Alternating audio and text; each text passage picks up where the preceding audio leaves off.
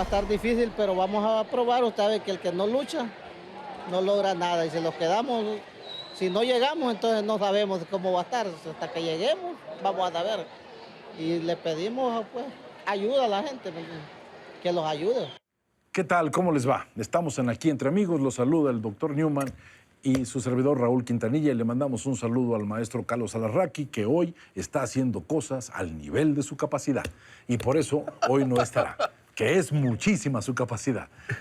¿Cómo está, mi querido doctor? Bien, mi querido Raúl. Mire, hay algo que para mí ha sido profundamente doloroso. Una de las cosas que a mí inconscientemente siempre me provocan afección es que cuando yo era muy pequeño, 8 o 10 años, mi familia entera tuvo que moverse, se movieron rápido, decidieron las mujeres de mi casa, la abuela, la madre, todo, decidieron que había que darles educación y futuro a los hijos. Y 2 familias enteras llenas de, éramos como 13 personas, tuvieron que moverse de Mazatlán a la Ciudad de México. Fue un cambio verdaderamente difícil para todos.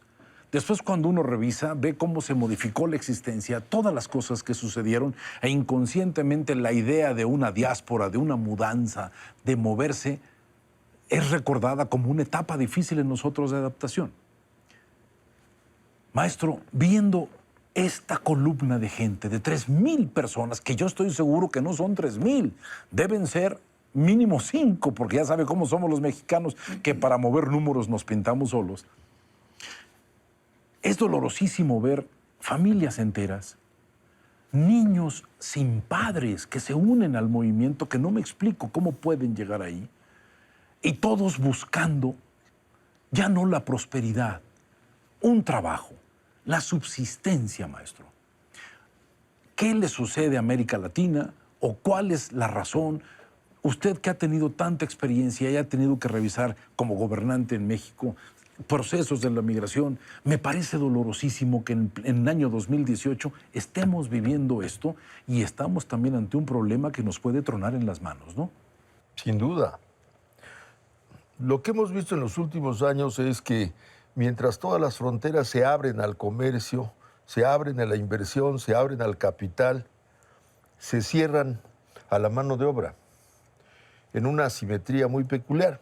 Indiscutiblemente los negocios, el dinero fluye y se mueve de un lugar a otro en busca de maximizar su ganancia, pero no tiene la misma facilidad del capital, que es el trabajo.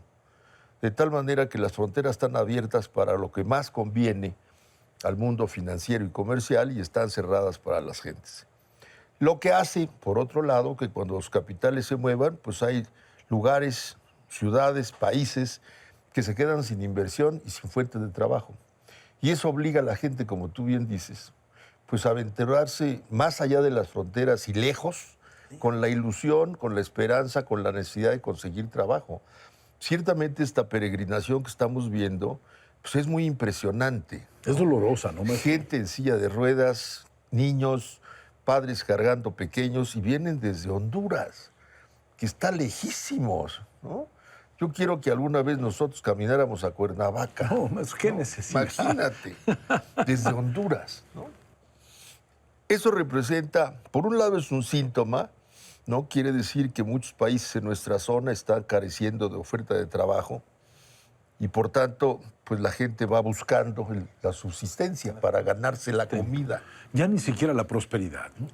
Con lo cual están dispuestos a arredrarse al riesgo, a lo incierto, inclusive al rechazo. Y esto nos enfrenta a una situación de un desafío. ¿Qué hacer frente a eso? Por otro lado, en el caso de cada país, en el caso nuestro, cada país establece su política migratoria. Le abre las puertas o le cierra las puertas a determinada población en función de sus intereses y de su seguridad nacional. Y se puede decir que hasta criterios particulares producto del momento. Pues se supone que los 2 grandes criterios son: se trata de evitar que ingresen aquellas gentes que pueden representar un peligro. Un peligro. Y por otro lado, hay que abrir las puertas a aquellas gentes que nos interesan por su conocimiento, por sus aportaciones, por su aportación de capital, en fin, por lo que aporte al bienestar nacional. Ahora, en este caso no tenemos gentes formadas en una ventanilla solicitando visa. No, maestro. ¿no? Es simplemente... Tenemos una luz. Es una invasión. Una luz. En la lógica de invado. ¿Sí? O sea, no queda otra. A ver, déjeme decir una cosa. La historia de la humanidad siempre se ha caracterizado por movimientos. Creo que los cavernícolas se movían constantemente por una razón de miedo, de no ser comidos, de protegerse. Después vienen los grandes movimientos basados en la invasión. Los ejércitos romanos, el emperador Trajano, Julio César, todos ellos moviendo masas de ejércitos de 100,000 personas en aquel tiempo. Después empiezan otro tipo de movimientos en la Edad Media buscando de alguna manera educación, buscando ya trabajo, buscando cosas. O huyendo de persecución. O huyendo de persecuciones. Mire, el primer caso donde uno ve el derecho de asilo, lo ve uno en la primera tragedia de Esquilo. Las suplicantes están pidiendo asilo. En la Edad Media, huyendo, pues, usted puede leer de Marcel Schwab el movimiento de los niños que se mueven hacia la zona sagrada. Maestro, lo que estamos viendo es algo que para mí es como un retroceso o un paso hacia el futuro. Miles de personas por miseria, moviéndose, miseria. No podemos hablar de otra cosa. Por miedo. Son gente que ya no puede con la violencia en su país. Son gente que dice, me amenazan, me piden dinero. O sea, ¿cuáles son los valores que estamos llegando a tocar para volver a caer en lo mismo? ¿Es retroceso o era previsible, maestro? No, yo creo que es previsible, ¿no? Estamos viendo una serie de cosas largamente anunciadas, como la novela de García Márquez. Y lo terrible es que por más que se anuncian, muchas veces creemos que ocurrirán y acaban ocurriendo, ¿no? Digamos, en la propia amenaza del presidente Trump de que si los hondureños no paran a esta gente les va a quitar la ayuda, ¿no? Pues habla de que Honduras recibe ayuda, ¿no? Pero lo paradójico es, si el remedio es quitarle la ayuda, entonces se va a poner peor. Si se va a poner peor, ¿no? Entonces, ¿cómo va a resultar que el quitarle la ayuda va a posibilitar que no hagan lo que están haciendo? Es un círculo vicioso. Si pese a la ayuda que reciben de los Estados Unidos la cosa está como está, imagínate si se le quita la ayuda al país. Ahora, eso nos pone como país en un dilema. Por un lado, tenemos que reflexionar que muchos de nuestros connacionales han hecho lo mismo hacia arriba, ¿no? Han peregrinado. Moralmente, ¿cómo podemos hablar si nosotros tenemos adentro de nosotros mismos el mismo padecer, maestro? Así es. ¿Cómo podemos moralmente tener algún sustento, algo en contra? O sea, esto es el reflejo de un proceso larguísimo. Así es. Entonces, teniendo eso, pues sería difícil nosotros rechazarlos si ellos están sufriendo de lo mismo que nuestros connacionales han sufrido. Eso nos movería pues a darles cabida, no solamente asilo, sino cabida. Auspicio, maestro. Pero al darles cabida y auspicio, vamos a enfrentar un problema de tensión con los Estados Unidos que ya claramente pues ha manifestado su oposición a que esa gente llegue a la frontera. Y aunque llegaran a la frontera con el auspicio nuestro, se enfrentarán a un rechazo. Maestro, a una amenaza. Así es. Ya no es un rechazo, es una amenaza.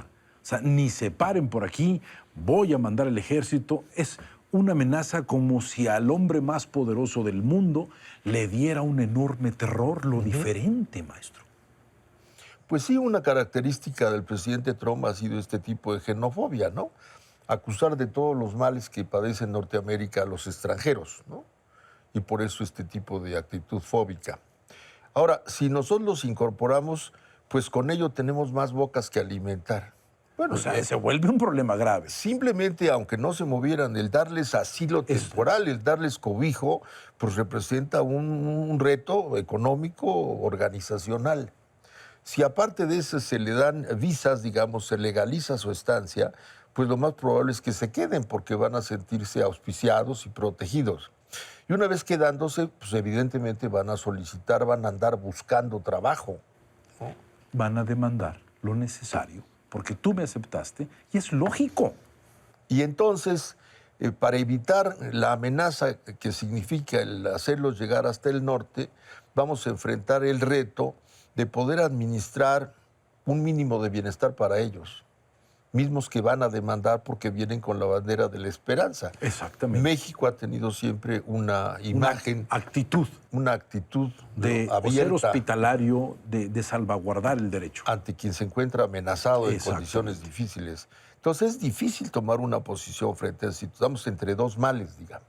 Imagínense estas pobres personas teniéndose que enfrentar a personas diferentes, de otro país, con otras costumbres. Nunca nos ponemos a pensar en eso, porque antes los movimientos eran sobre la tierra de nadie, había tierra de nadie.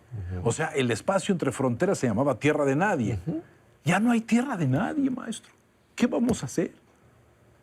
Yo creo que la posición que recientemente presentó México ante la ONU me parece sensata, ¿no? Llevar al máximo tribunal internacional esto como un problema común. Esta voz de esto que está pasando no es un problema solo de México, es un problema de varios países, en este caso en esta zona, ¿no? Pero esto refleja el problema del país de expulsión. Honduras está en tal condición que ha posibilitado que esto salga. En tal grado de conflicto. ¿No? Después los países que van atravesando, para los cuales es un dilema, les permitimos o no que pasen, cuál es una actitud entre ellos. Ahora es un problema para México, porque con México van a llegar a la línea en donde se van a encontrar una amenaza. Hostilizarlos sería poco humanista, encontrar a los derechos humanos. Recibirlos significa un compromiso que nos pone en una situación de dificultad administrativa, presupuestal, política. Sí, maestro. Entonces es un dilema. Y todo esto además circunstancialmente en este momento de transición de gobierno. Pero sin embargo lo que me parece muy interesante es la posición de Trump. Se cierra la frontera, esto es un nudo gordiano y cómo se resuelve el nudo, córtalo. Y el problema es para los de abajo. Eso siempre ha sido el grave problema de este mundo o de nuestra condición humana. Siempre los problemas los vamos dejando para aquel que se vaya quedando atrás. Y ya lo dijo Trump. Para Trump lo que quisiera es que los que vienen desde América del Sur, América Central, no entraran a México. Virtualmente ya ha declinado un poco la idea de poner el muro en la frontera norte de México y va a presionar porque México ponga el muro en la frontera sur. Y a base de muros, quién sabe dónde acabemos, maestro. Señores, que tengan muy buenas noches. Esperemos vernos la siguiente semana platicando sobre algo que menos duela a la condición humana. Muchas gracias.